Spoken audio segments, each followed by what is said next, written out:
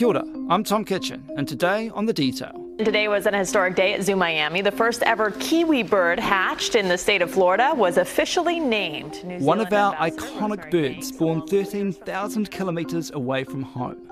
The bird is named Paora in honour of an Indigenous Maori leader who has dedicated his life to wildlife conservation in New Zealand.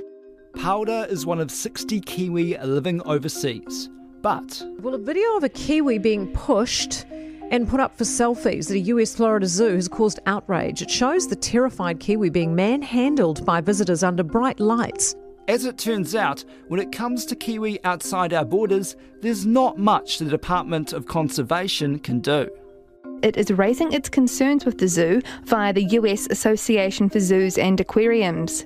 Prime Minister Chris Hipkins says that is all we can ask the agency to do.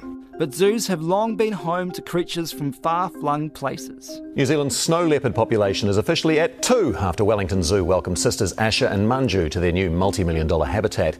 The big cats are a vulnerable species with fewer than 7,000 remaining in the wild.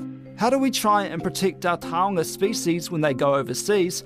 And how do we care for exotic animals coming here?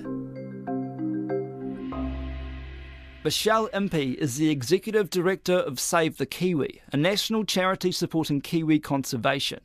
What did she think when she heard about what happened to Paora? I think I felt the same as much of the rest of the nation. It clearly wasn't ideal conditions for a bird, like having it out in really bright light, allowing people to touch and pat its head, and it sounded like a bit of loud noise. He does a little skip, and when he'll stand there until it gets dark before he goes in the box, and then you wait like 5 seconds and it's magic. He'll be It wasn't allowed to hide when it was trying to run away. So look, it wasn't great to see at all, but I will say the good outcome of this is that, everyone who felt the same way spoke up. It's a taonga of ours, and absolutely it was given in good faith that it would be managed, controlled and looked after by Miami Zoo. That's how we got some action out of this. It brought it to attention and we got a great result. We are profoundly apologetic, profoundly deep, heartfelt sorrow for what we have done to offend the people of New Zealand. This was a terrible mistake, and it is why we immediately eliminated the Kiwi encounter. What was wrong with what they were doing? It kind of goes against the nature of Kiwi. And I'll say this too, it sounds hypocritical because anyone could find photos of Kiwi events in New Zealand where the animal is out during the day and it's being touched by humans. So I think the difference with that one is having an animal with repeated exposure to stressful situations probably would not have been good for the long-term health of the animal. So the bright lights, the loud noise, touching it on the head. Having said that, Tom, like humans, there are some animals that are more amenable to being socialized. So we don't know the actual health of Paora and the impact it had, but just from what we know from Kiwi, it would have been likely under a lot of stress. What kind of parts of what people were doing were particularly bad?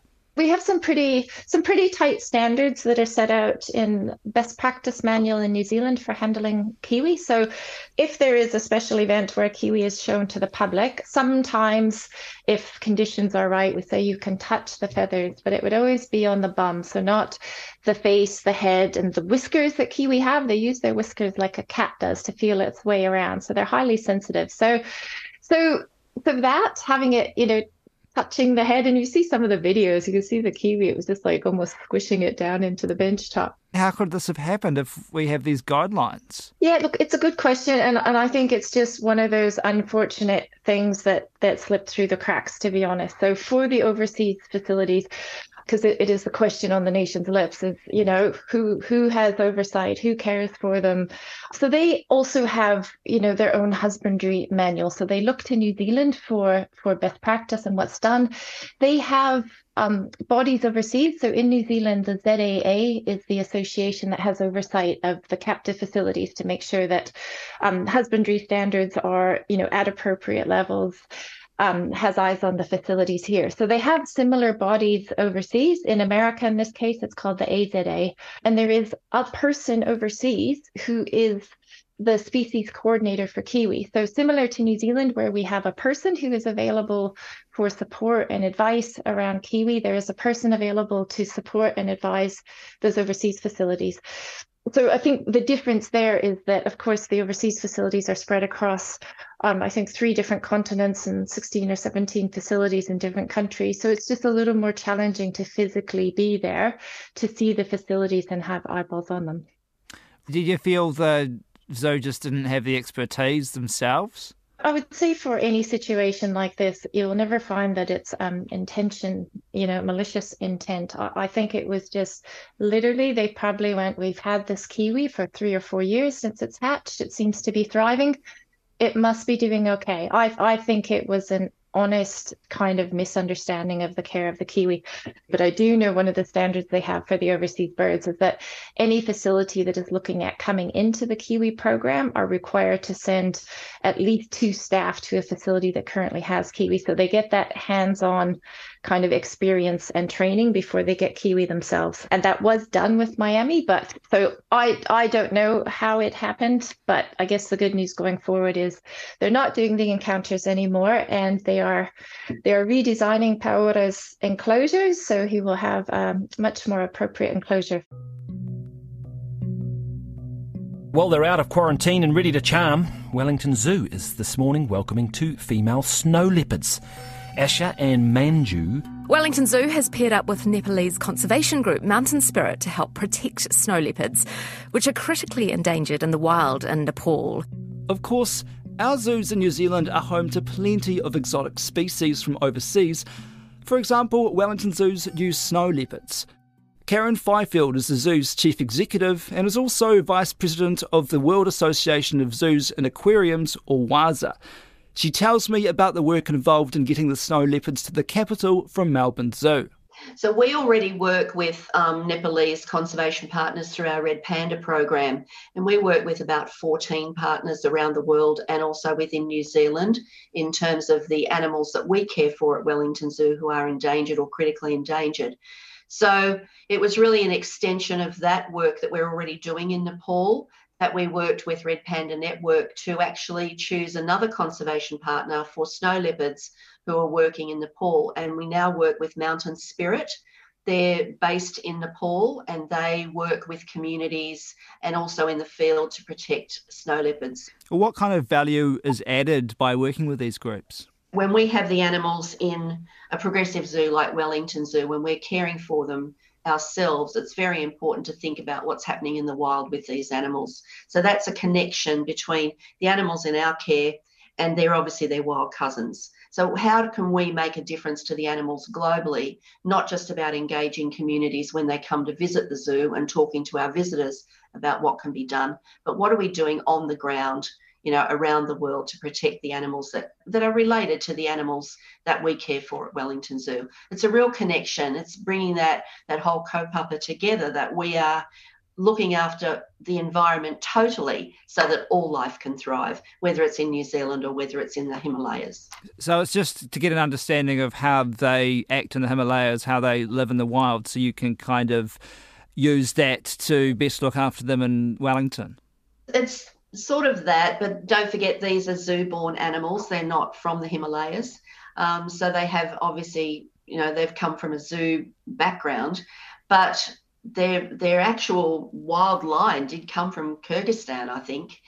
So it is about understanding what might be happening with their natural history in the wild so that we can replicate as much as we can here in the zoo.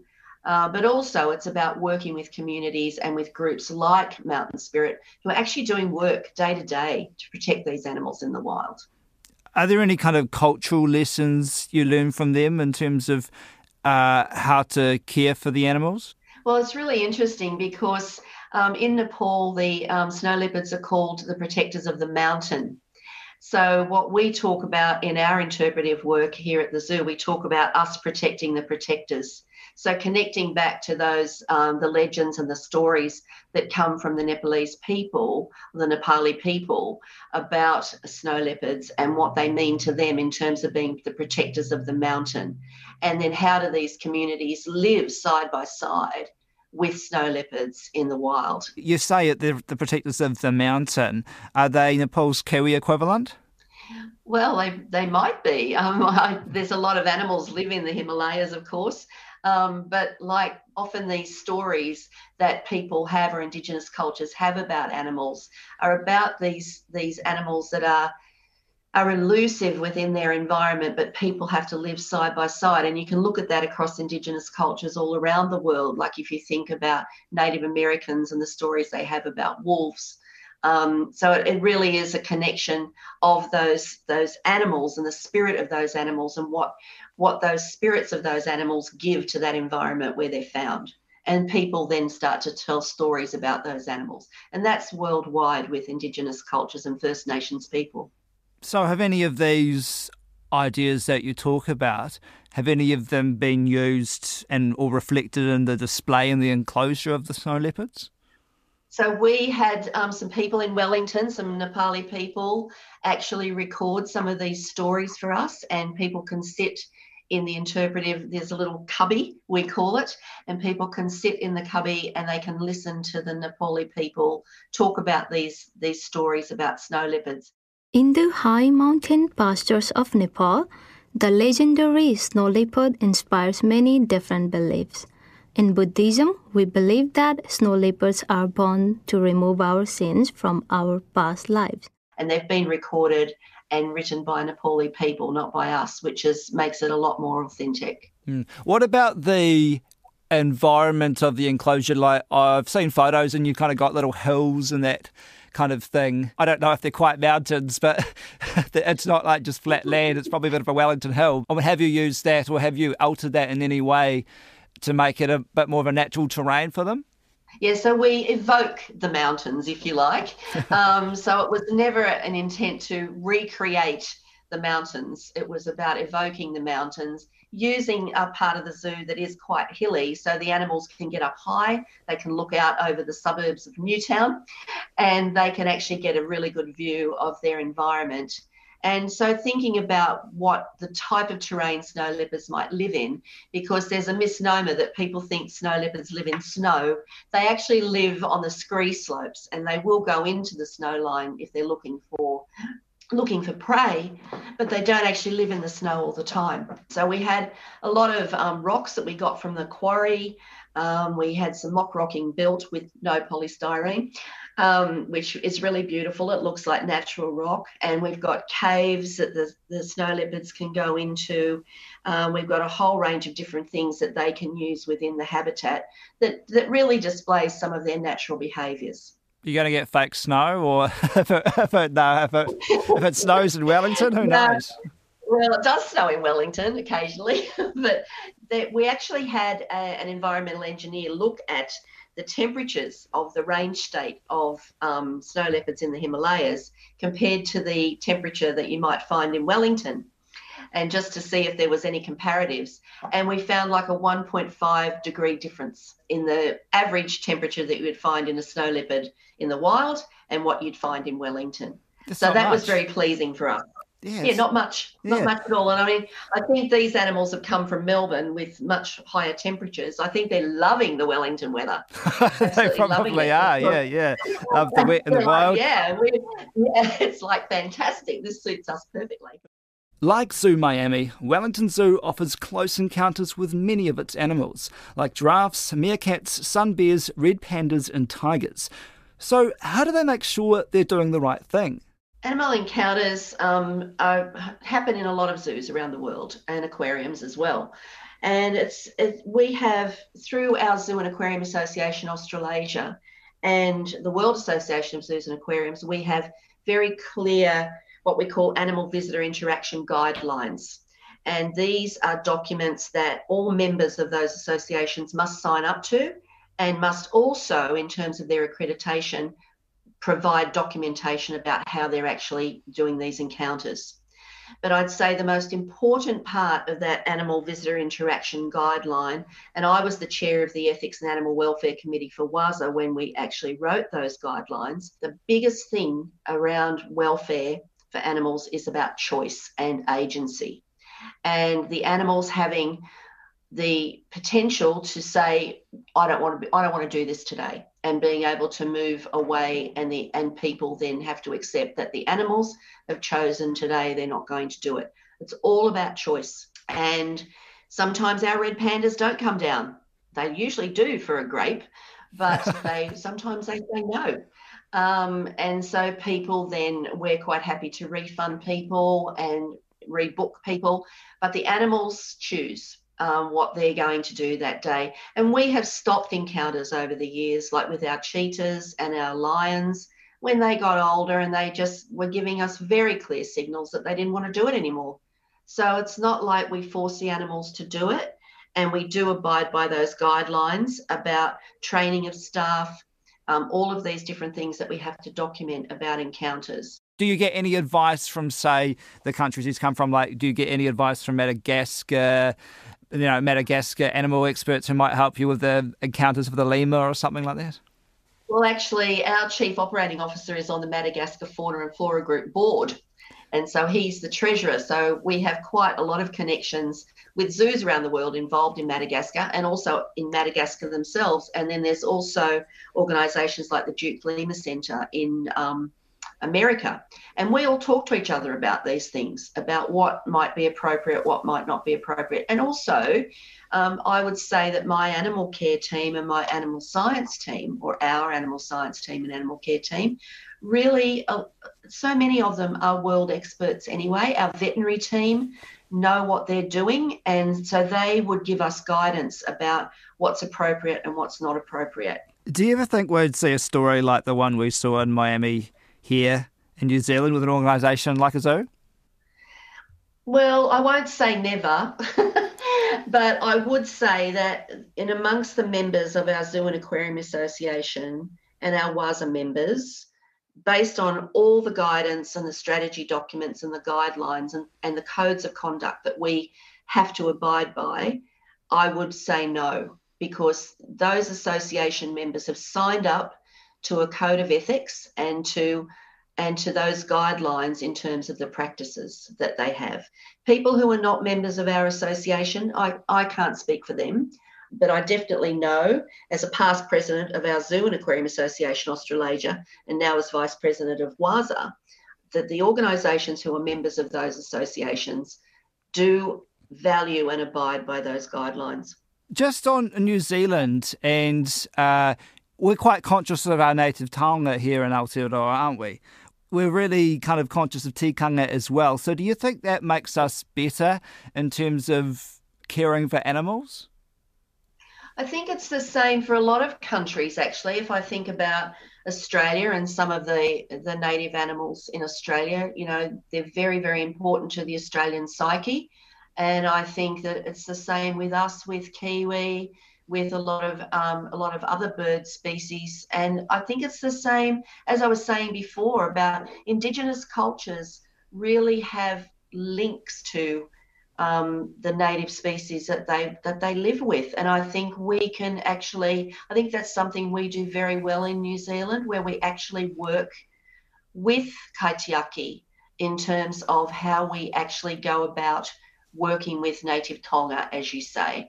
And I mean, we have amazing relationships with iwi, with some of the animals we care for, like Ngāti Kawata with tuatara.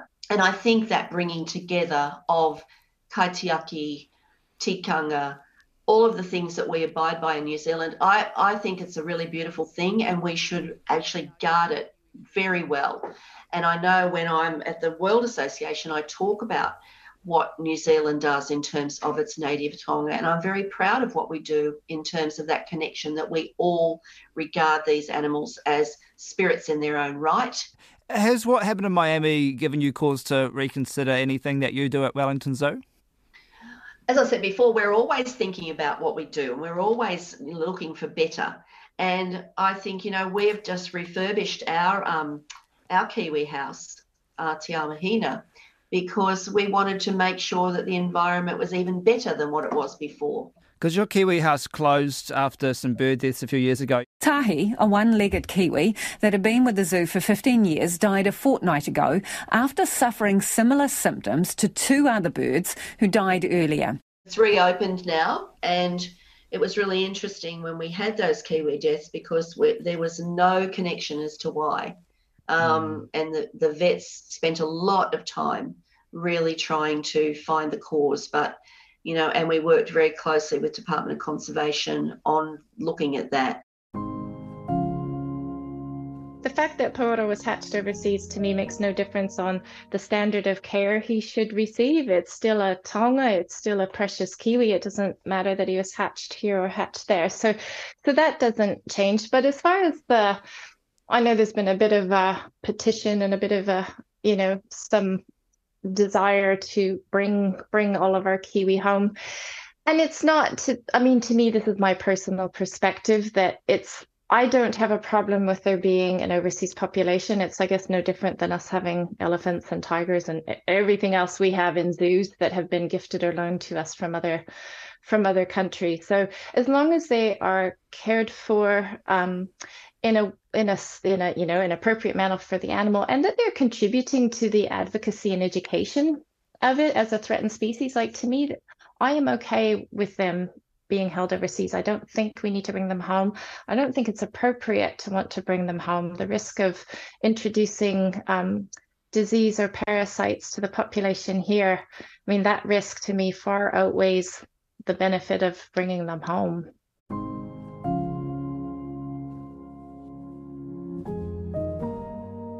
My message for, I guess, New Zealand has been, I have loved the passion that has come out of this recent incident. Like, it started a conversation about Kiwi that is great, and it obviously needs to be had.